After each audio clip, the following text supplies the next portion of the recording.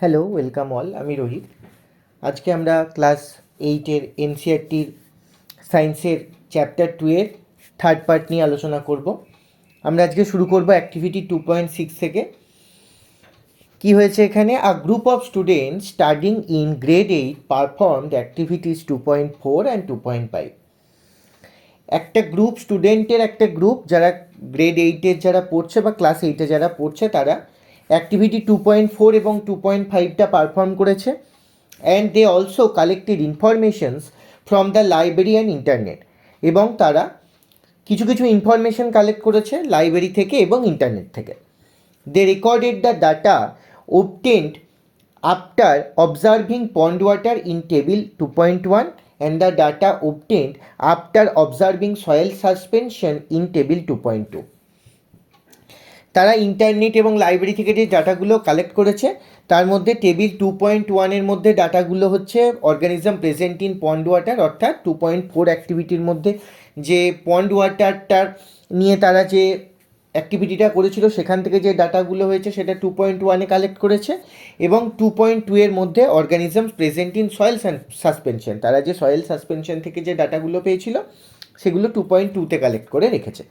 They identified the microorganisms at protozoa, algae, fungi and bacteria. তারা micro অর্গানিজমগুলোকে identify করেছে as protozoa, algae, fungi and bacteria. You can record if you find any of this categories of organism. Table 2.1 organism present in pond water, অর্থাৎ pond water মধ্যে যে যে অর্গানিজমগুলো present ছিল তাদের diagram দেওয়া আছে এবং তাদের সম্পর্কে রিমার্কস দেওয়া আছে। 1 নম্বরে পাওয়া গেছিলো অ্যামিবা, যেটা প্রোটোজোয়ার মধ্যে পড়ে এবং এগুলো সিঙ্গেল সেল হয়, মুভিং হয় আর ইরেগুলার শেপের হয়ে থাকে। অর্থাৎ এগুলো সেল কোনো দিনও একটার বেশি সেল হতে পারে না, অর্থাৎ এগুলো ইউনিসেলুলার, এগুলো মুভিং, এক জায়গা থেকে অন্য জায়গায় যেতে পারে এবং ইরেগুলার শেপ, এবং এদের শেপগুলো কখনো একরকম হয় না, ইরেগুলার হয়। 2 নম্বর হচ্ছে প্যারামেসিয়াম প্রোটোজোয়ার মধ্যেই পড়ে। এগুলোও single cell, moves from one place to another, movement takes place with the help of specialise structures. এদের যে স্পেশালাইজ স্ট্রাকচারটা আছে তার ফলেই তারা এক জায়গা থেকে অন্য জায়গায় মুভ করতে পারে। 3 নম্বর পাওয়া গিয়েছে অ্যালগিও তাই single cell, looks green because of the presence of green pigment. এই অ্যালগিটাকে দেখছি কি সবুজ রঙের লাগছে, কেন? এগুলোও তো সিঙ্গেল সেল, কিন্তু এটা সবুজ কেন? কারণ এর ভিতরে গ্রিন পিগমেন্টের উপস্থিতি আছে, এরও একটা স্পেশালাইজ স্ট্রাকচার আছে যার জন্য এরা এক জায়গা থেকে অন্য জায়গায় মুভ করতে পারে।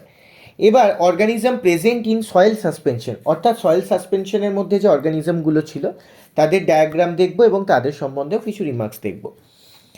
ব্রেড মোল্ড ছিল, সেটা এক প্রকার কিসের মধ্যে পড়ছে? ফাঙ্গির মধ্যে পড়ছে। রিমার্কস কি? Branched filaments without chlorophyll having sac like structure. এগুলো কীরকম? ব্রাঞ্চড ফিলামেন্ট, অর্থাৎ অনেকগুলো শাখা প্রশাখাযুক্ত ফিলামেন্ট আছে যেগুলোর মধ্যে ক্লোরোফিল নেই এবং যেগুলো স্যাক লাইক স্ট্রাকচার আছে। 2 নম্বর হচ্ছে মোল্ড, যেটা হচ্ছে ফাঙ্গির মধ্যেই পড়ছে। কি? Branch filament without chlorophyll having brush like structure.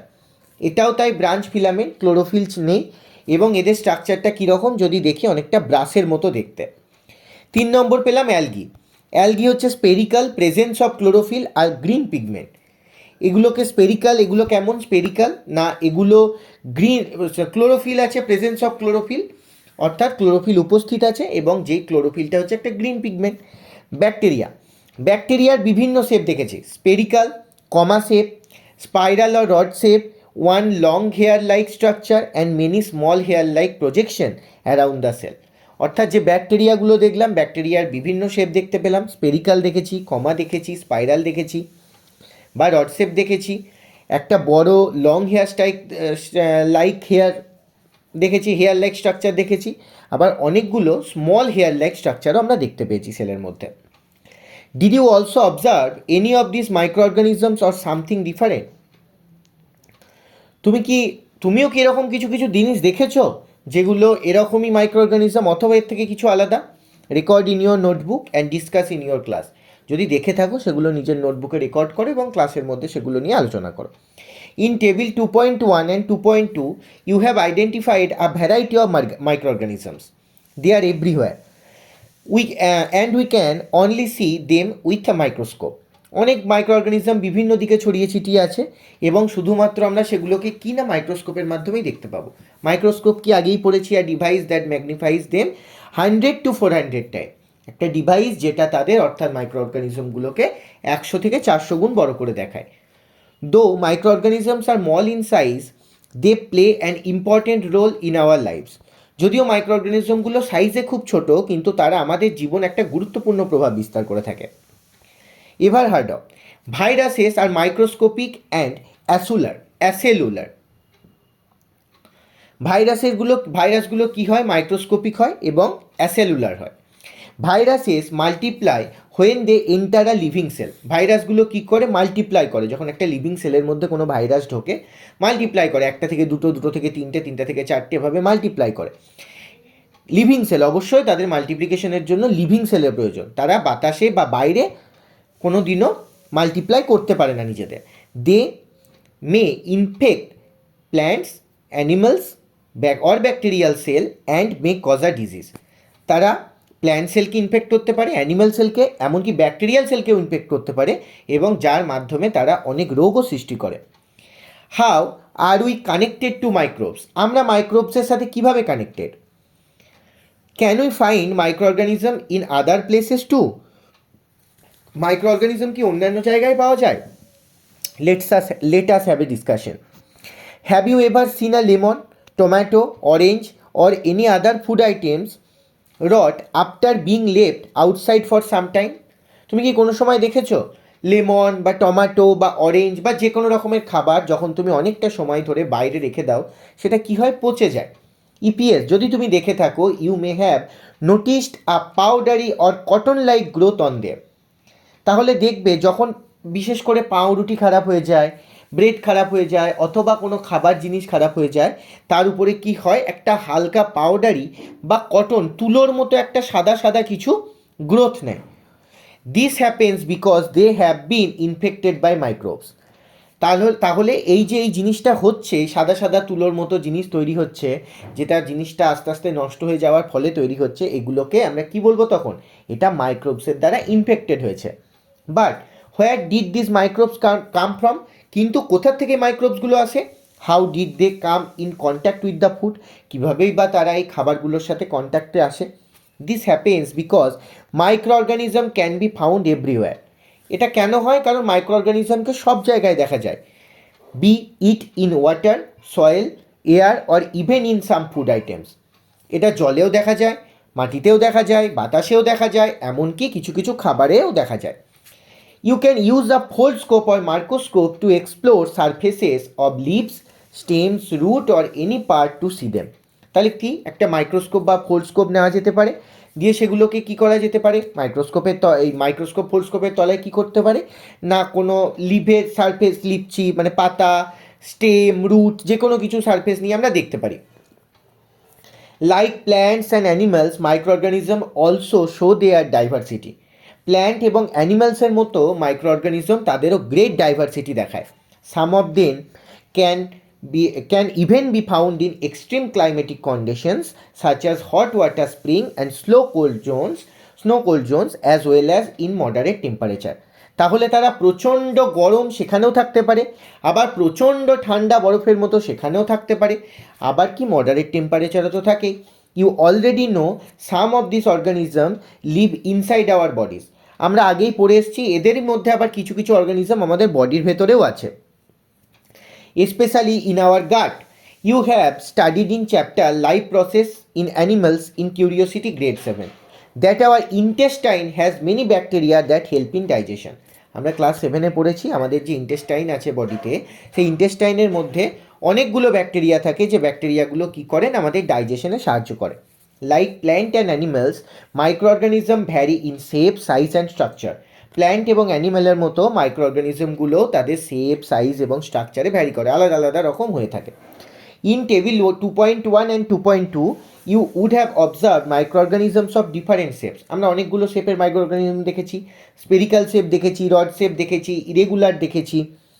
How does the diversity of micro organisms play a role in our daily life? এই যে মাইক্রো অর্গানিজমের যে ডাইভার্সিটিগুলো আছে, সেগুলো কিভাবে আমাদের ডেলি লাইফে রোল প্লে করে। How do they help clean the environment, তারা এই এনভায়রনমেন্টকে ক্লিন করতেই বা কী করে সাহায্য করে। Key players in cleaning the environment. Let us attempt to understand this by doing an activity. তাহলে আমরা একটা অ্যাক্টিভিটি করব এবং এর মাধ্যমে বুঝতে পারবো এই মাইক্রো অর্গানিজমগুলো এনভায়রনমেন্টকে ক্লিন করতে কিভাবে সাহায্য করে। Activity 2.7, let us do. Take an empty container and fill it halfway with garden soil. আমরা একটা এমটি কন্টেনার নিলাম এবং সেগুলোকে কি করলাম না তাকে হাফ ভর্তি করে দিলাম গার্ডেন সয়েলের মাধ্যমে। Add some fruit and vegetable peels to the container, thereafter put a layer of soil on it and leave it aside. তারপর কি করলাম, তার উপরে আমরা কিছু ফ্রুট এবং ভেজিটেবলের যে খোসা বা পিলগুলো হয় সেগুলো দিলাম এবং তার উপরে আবার সয়েল অর্থাৎ মাটির একটা আস্তরণ দিয়ে সেটাকে রেখে দিলাম। After 2 to 3 weeks observe the changes that have taken place. 2 থেকে 3 সপ্তাহ পরে আমরা সেখানে যাব এবং দেখব সেখানে কী কী চেঞ্জ দেখা যায়। Do you observe any difference in contents of the container, যখন আমরা দেখব সেখানে কি আমরা কোনো ডিফারেন্স দেখতে পাবো। You may find that peels of fruits and vegetable have turn into a dark colour material. আমরা দেখতে পাবো ওই যে সবজি বা ফলের যে খোসাগুলো আমরা ফেলেছিলাম সেগুলো কি করছে না একটা ডার্ক কালার মেটেরিয়াল হয়ে গিয়েছে, একটা ঘন বা কালো দেখতে পাবো, কালচে কালচে কালারের বা ঘন কালারের মেটেরিয়াল হয়ে যাবে। দিস ইজ ম্যানিওর, এটাকে আমরা বলবো সার। Which is rich in nutrients and helps increase the fertility of the soil. এটা কী হয় না এখানে প্রচুর পরিমাণে নিউট্রিয়েন্টস থাকে এবং এই নিউট্রিয়েন্টসগুলো কী করে মাটির যে ফার্টিলিটি থাকে সেগুলোকে ইনক্রিজ করে। But how did the pills of fruits and vegetable turns into manure, কিন্তু কীভাবে এই ফ্রুটস আর ভেজিটেবলের যে পিল বা খোসাগুলো দেখলাম সেগুলো ম্যানিওরে পরিণত হলো। In activity 2.6 you saw the soil contains various kind of organism. আমরা যখন 2.6-এর অ্যাক্টিভিটিটা করলাম আমরা সেখানে দেখতে পেলাম যে মাটি অনেক ধরনের মাইক্রো অর্গানিজম নিয়ে মানে মাটির মধ্যে অনেক ধরনের মাইক্রো অর্গানিজম থাকে। Some of this microorganism like fungi and bacteria acts on the plant's waste and slowly break it down into simpler nutrient rich manure. তাহলে এদেরই মধ্যে কিছু কিছু মাইক্রো অর্গানিজম যেমন ফাঙ্গি ব্যাকটেরিয়া এরা কি করে না এই যে প্ল্যান্ট ওয়েস্টগুলো দিয়েছি খোসাগুলোকে কি করে আস্তে আস্তে ভেঙে দেয়, ভেঙে দিয়ে সেগুলোকে কি করে না সিম্পলার নিউট্রিয়েন্ট ম্যানিওরে পরিণত করে। মানে যেগুলোতে যে সমস্ত সারগুলোতে প্রচুর পরিমাণে নিউট্রিয়েন্ট থাকবে এগুলোকে ভেঙে দেয়। ওই যে ফল বা সবজির খোসা দিয়েছি সেগুলোর মাটির মধ্যে কি আছে অনেক মাইক্রো অর্গানিজম আছে, তাদের মধ্যে অ্যালগি আছে ফাঙ্গি আছে, অ্যালগি ফাঙ্গি কীগুলো কী করে না এই খোসাগুলোকে ভেঙে দেয় এবং সেগুলোকে ম্যানিওরে পরিণত করে যেগুলো প্রচণ্ড পরিমাণে nutrients rich. You may have seen gardeners in your school or in a field near your house collecting dry leaves and plant waste and putting them into the pits.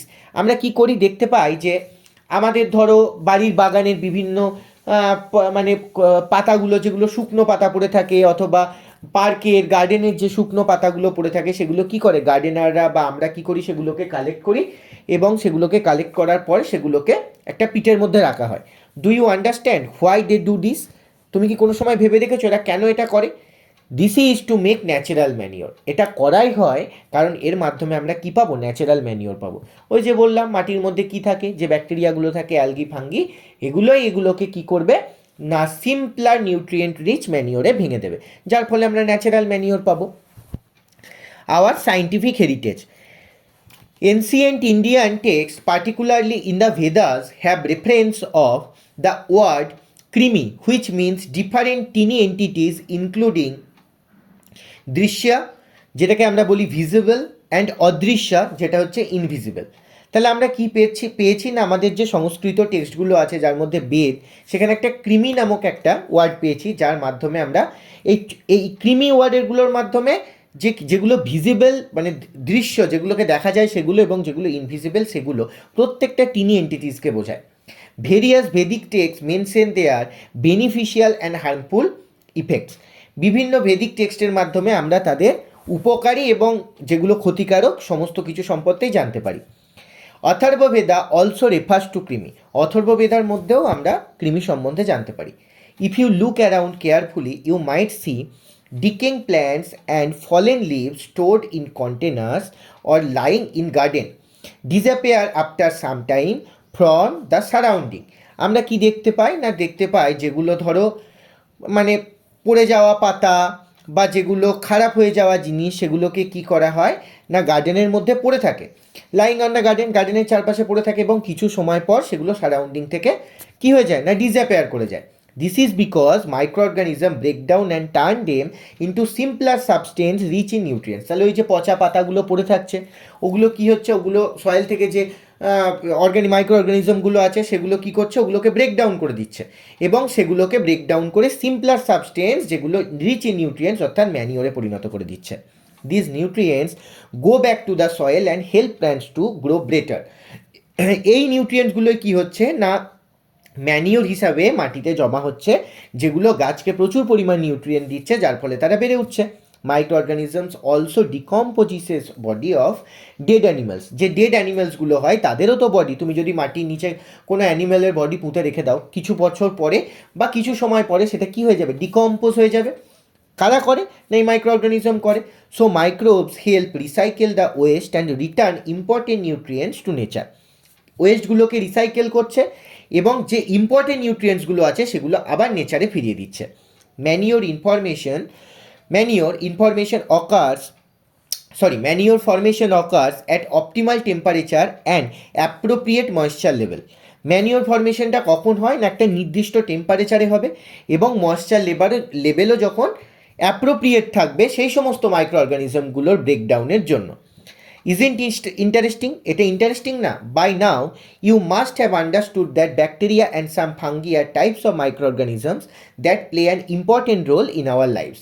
তাহলে আমরা এখান থেকে কি বুঝতে পারলাম, ব্যাকটেরিয়া যেমন ফাঙ্গি, তারপরে বিভিন্ন ব্যাকটেরিয়া, এগুলো কি মাইক্রো অর্গানিজম হিসাবে আমাদের কি করে নিজেদের জীবনে একটা ইম্পর্টেন্ট রোল প্লে করে। অবশ্যই যদি না এই ব্যাকটেরিয়াগুলো ব্রেকডাউন করতো জিনিসপত্রগুলোকে বা এই ধরো ওয়েস্ট জিনিসগুলোকে বা ডেড অ্যানিম্যালগুলোর বডিগুলোকে, তাহলে এগুলো পরবর্তীকালে আমাদের ম্যানিওর হয়ে ফিরে আসতো না, সেক্ষেত্রে নিউট্রিয়েন্টগুলো আর নেচারের মধ্যে ফিরে আসতো না, যার ফলে আমাদের প্রবলেম হতো। সেই জায়গা থেকে এরা এই কাজগুলো করে তো আমাদের একটা ইম্পর্টেন্ট রোল প্লে করছে। And guess what, this helpful bacteria can also decompose animal West like ডাং। এবং এই যে ইম্পর্টেন্ট ব্যাকটেরিয়াগুলো আছে এগুলো অ্যানিম্যাল ওয়েস্ট, যেমন আমরা যদি দেখি যে ডাংগুলো অর্থাৎ গরুর যে গোবরগুলো হয় সেগুলোকেও তো ডিকম্পোজ করছে। From activity 2.7, we can also infer that microorganisms not only help in plant growth but also clean our environment by breaking down West. তাহলে আমরা কি দেখতে পেলাম যে মাইক্রো অর্গানিজম যে শুধুমাত্র নিউট্রিয়েন্টস রিচ ম্যানিওর তৈরি করে যে প্ল্যান্ট গ্রোথে সাহায্য করছে তা না, এই যে ওয়েস্ট প্রোডাক্টগুলো আছে সেগুলোকে ব্রেক ডাউন করে দিচ্ছে, তার ফলে কি হচ্ছে আমাদের এনভায়রনমেন্ট থেকেও তো সেগুলো আস্তে আস্তে ক্লিন হচ্ছে। তাহলে আমরা দেখতে পাচ্ছি এই মাইক্রো অর্গানিজমগুলো কী করছে, যে আমাদের প্রতিদিনকার লাইফে একটা গুরুত্বপূর্ণ রোল প্লে করছে।